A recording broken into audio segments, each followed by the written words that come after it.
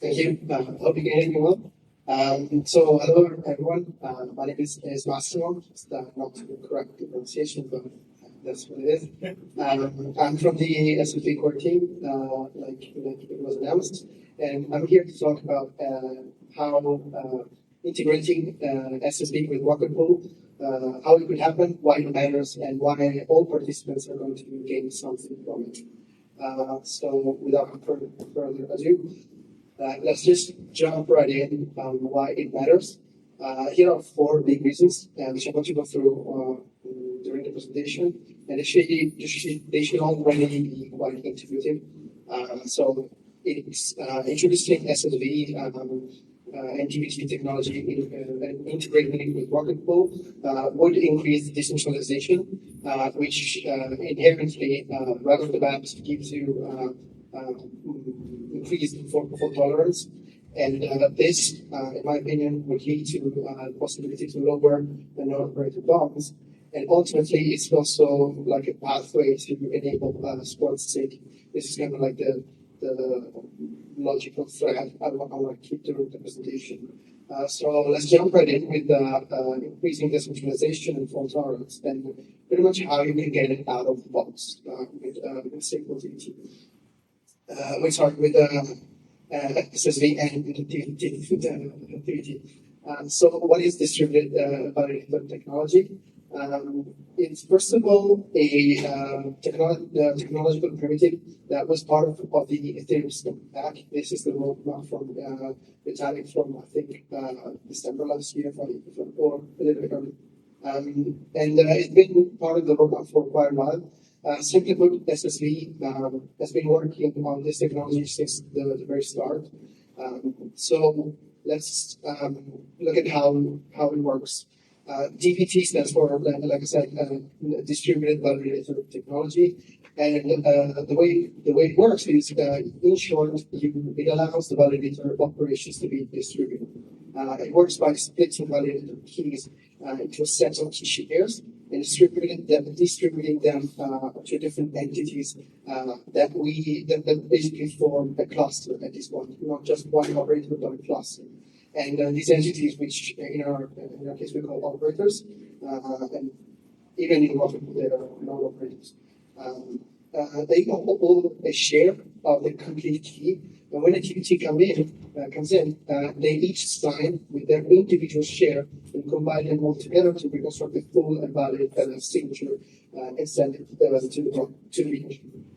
It's very important to highlight that no operator holds or can recreate the full key on their own, which means that in contrast to standard validator setup, the validator key can be stored offline, and this makes it inherently more secure. So finally, the Byzantine fault tolerance consensus is what actually shapes the number of operators in a single cluster, which is proportional to the fault tolerance one would require. How is a DVT cluster defined? So where was one of the benefits of having a DVT cluster instead of a single validator stack?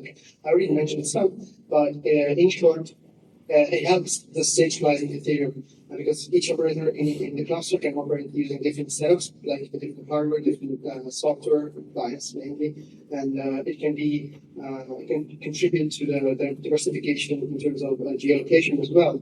And like I said, it also achieves a higher degree of client diversity, and in short, it helps mitigate the single points of failure. Also, with the use of consensus and threshold signing, we can achieve a higher degree of fault tolerance, which is once again one of the main topics, I would say, bonuses, right, of DVT. If the operator, one of the operators goes offline, as long as the threshold is met, it will not affect the overall performance of the validator, and it will still continue to work. So by improving the resiliency of validators and the Ethereum consensus layer, we basically help in transitioning Ethereum to a more secure network for all of us. Now, on top of this, the shifting validator operations also dramatically improve the liveliness and security of the network, because the gossiping effect of the network, which I'm going to explain more in the probably next slide, helps like spreading the message, the signing message faster, essentially, and while also significantly reducing slash risks. And now in this slide, I've highlighted these 4 points, which I'm going to go back to in the next sort of section of the presentation, because they're essentially key to what comes next. A little bit of introduction or overview of what is SSV, because up until now we talked about DVT in general, and now what is SSV? First of all, we are a DVT pioneer. We have been working on it since the start, as I mentioned. To be honest, actually, SSV stands for Secret Share Validator, which is the original name of the technology that has been renamed afterwards. And SSV mostly it's not just a custom application. It's a distributed validator infrastructure provider. So this is all thought as a set of tools to create what is essentially infrastructure, staking infrastructure, specifically distributed validated infrastructure. It has, and these tools are a smart contract layer, so all interactions to register a validator and an operator are on chain, as well as all of the important data. There's no coordination steps, just a single transaction. Operator nodes will pick up the validator key shares and start the testing. And the staking of value, if you want to reassign to different set of operators, it's just as easy as removing the operator from the network and adding it with a different to different clusters, reassigning the key shares to the different clusters.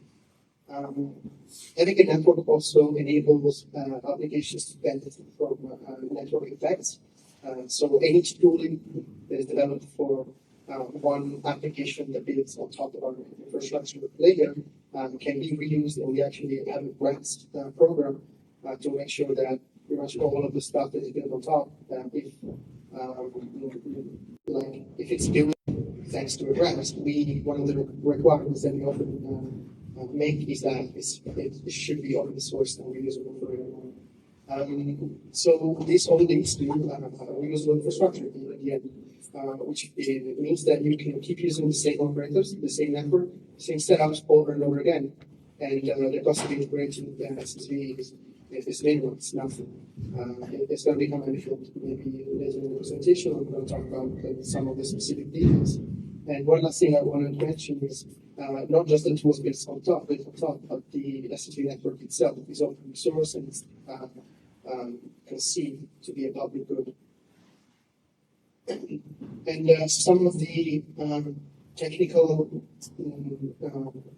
nuances or details of what makes SSV special is summarized in this slide. So we wanted to transition from a single validator stack, not just to a DVT cluster and stop there. We took it to the next level, and we started thinking about a DVT network. So a network of clusters interconnected that talk to each other and help spreading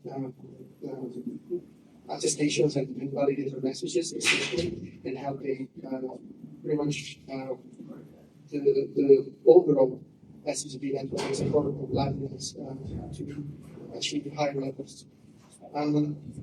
Because polypotential design thinking and within that sort of team that creating a huge cluster, maybe composed of a large number of operators.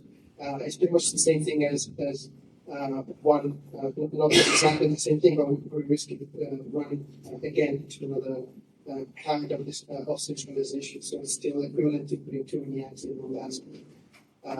It achieves a pretty high fault tolerance, but the ratio between operators and validators is still closer to what we see today than to what we want to see in the future.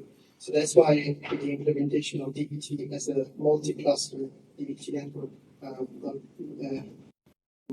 came. Let's talk about where we are right now as an SSV network. We have gone fully permissionless in early December, and so far, in roughly 70 days, we went from, I think it was 60, the last time I proposed this slide, it was 60 operators. We went from 60 to 212. And I don't even remember, it was much lower the number of validators.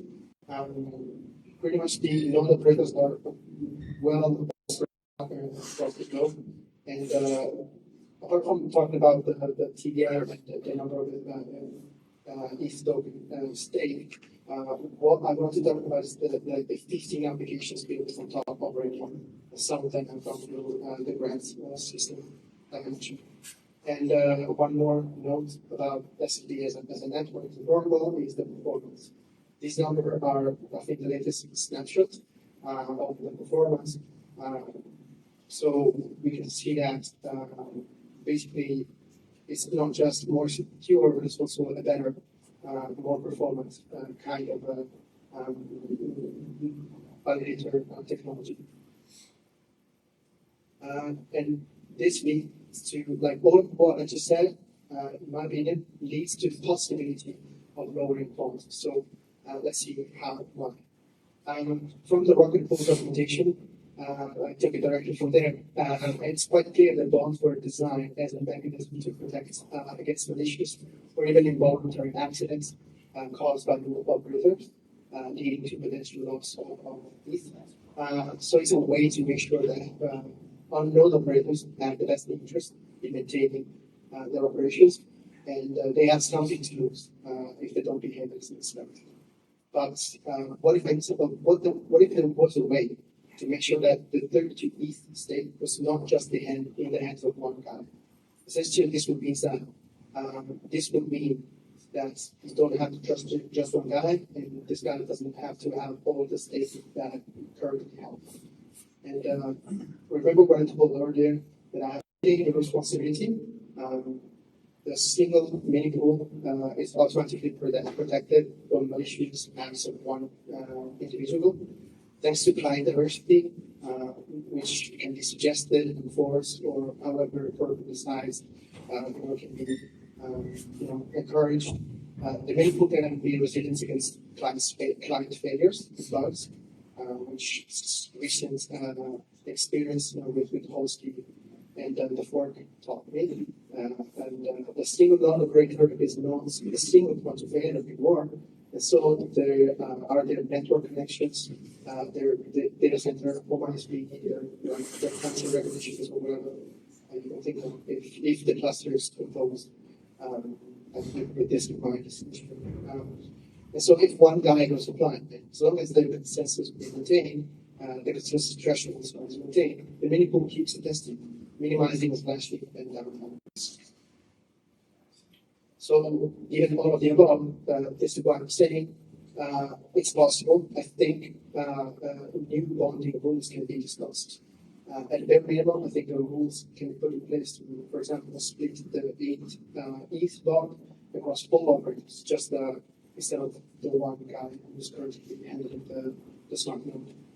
And I think this leads to the last point which I want to make, which is spot staking. Why integrating SSV with rocket pools? With rocket pool would enable this. So the basic principles of spot staking is that it can be defined as a collaborative pool, and where multiple parties pool together their resources, and each one receives rewards based not just on the individual performance, but on the support performance. This is advantageous because pretty much it averages out the issues, downtimes, but not affecting the single. Doesn't that sound a little bit familiar?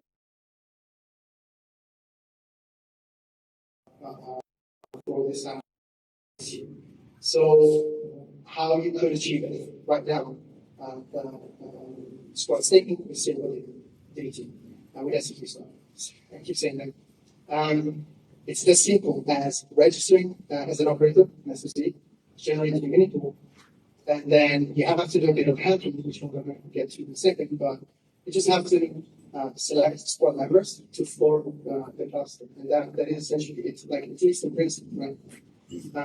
But as I already laid out as a bit of a spoiler, the job is All of this is already feasible, both in theory and practice, and someone actually has already tried it.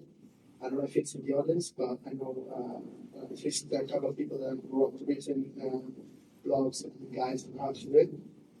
The hacky stuff, there's room for there's a joint collaboration underway between the two teams, SSV and Rocket Pool, to make it happen. The design is not set in stone, it's not finished, it's not fully fleshed out, but it has been conceptualized in two phases. Phase one is essentially enabling the